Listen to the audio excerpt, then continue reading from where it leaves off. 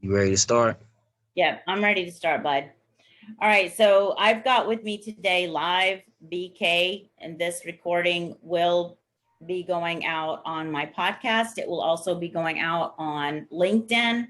It will be going out on YouTube and anywhere else that we can get people to listen in my series on the prison pipeline from high school and the streets to prison. Um, Today I'm talking to BK. I do have his permission for us to go live here on Facebook. I have his permission to record this. I am working hard to protect his identity because he is currently incarcerated. He is not supposed to have a phone. He is not supposed to be interviewing with me. And so I will ask the audience if you have any questions that you do not ask specific questions about his identity, that you do not ask specific questions about his location, not even so much as his state. So BK, I also have to caution you, do not mention the state in which you are incarcerated. Okay. This is live. If I have to do some editing before this goes to podcast, I will, because it is my primary and ethical concern that BK's identity be kept secret and that his location remain also secret.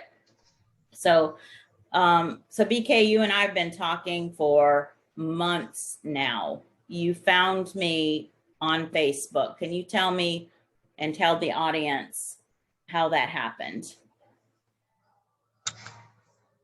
Well, I was trying to reach out to different people and just get a different vibe of the things that I've been experiencing. You were the one of the people that was on my look list because I was seeing the other people that you was attached to. Okay. So some friends of friends of friends, that kind of thing. Yeah, pretty much. Yeah. When I first started my podcast, I had all kinds of people who were reaching out to me, and I said some pretty controversial things, and that got me some attention. Some of it not so positive, but I do try to accept every friend request that I receive. Sometimes people are trying to get me to buy Bitcoin. Sometimes they want to ask me out on a date, and so for a long time I didn't actually respond to you, did I? Yeah, it took a while. And so you thought that I read every message that comes through. So, but so after I realized where you were, what was going on, you didn't tell me the whole story. And then when you asked me to sign a petition, that's when you really got my attention, right? Yeah. So this has been going on for a while. So you're pretty persistent. Well, I'm trying to get out. All right. So how long have you been in, BK? 20 years, going on 21 this year. All right. And so how old were you when you got in?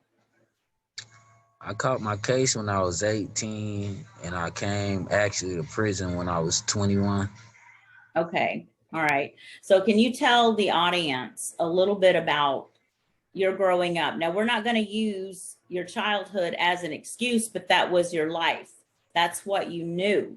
Okay. I want especially our white listeners to understand that you're not using your background and how you grew up as an excuse, but that is all you knew. That's what we've talked about. Is that correct?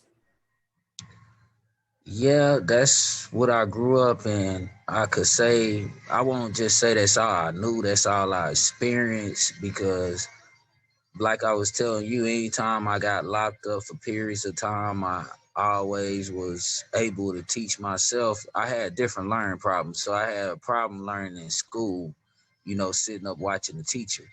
But if I was gave an example and gave him a book, then I could always do it. So when I did get downtime and I was pushed around education, then I was able to, do other things than just what I seen. But experiencing something and seeing something is totally different.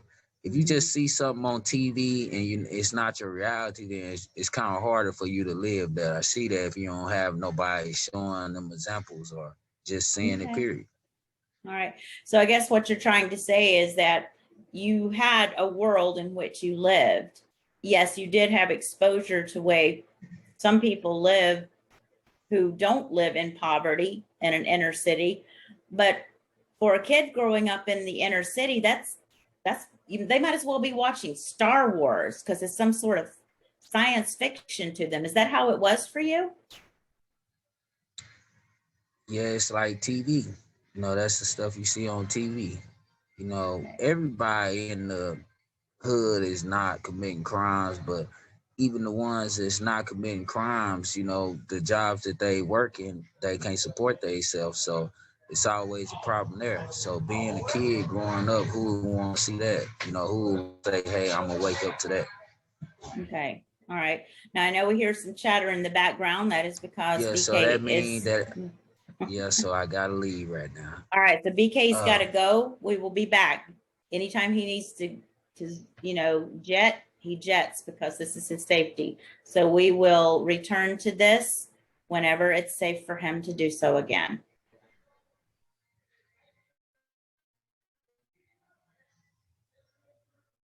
All right. You can go ahead and sign out, BK. You're good.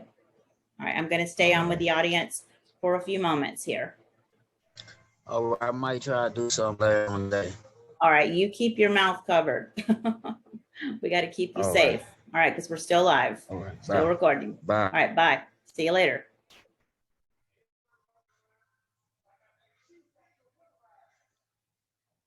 All right, so this is Dr. BB, and as stated, BK has been reaching out to me for months now, and we've been talking, and he shared with me a petition that he's trying to get some attention on, and I can't share that petition with you because that would also reveal his identity, and I see that he's back on. Do you need me to close you out, BK? Yeah, can you close me out? I will do so. All right. All right. Yes, he does. All right. So, Yes, he does. So you can hear the sounds in the background because BK is on the inside. Sometimes you might hear toilets flushing. I'm going to mute this for right now because he's having a little trouble signing out. We don't want him to get in trouble. He's not supposed to have a phone. And so we will be coming back because it's very important for us to understand that we've got a number of Black men and women who are incarcerated today for crimes that they committed when they were teenagers. As a person who has researched the situation, who works with kids, who has studied and taught developmental psychology, the teenage mind does not stop developing until they are in their mid-20s. In the mid-20s. And so when young people commit crimes, it is because they lack impulse control. When young people have grown up in poverty, when they've grown up in the inner cities and all they have seen is poverty, and they're told in schools that there's a better life out there, when they see on television that people are living a better life, they might as well, as I stated in my conversation with BK, they might as well be watching Star Wars. It's like some sort of science fiction. You know, this brought to mind to me that hell, the entire 8 years of Barack Obama's presidency was probably like science fiction to poor Black kids. It never hit me until my conversations with BK that this was the case, because I remember being a teacher in the classroom and trying to impress upon my students the importance of this, and they didn't get it, and I was angry. And now I think that I do understand. So this will go live on my podcast today.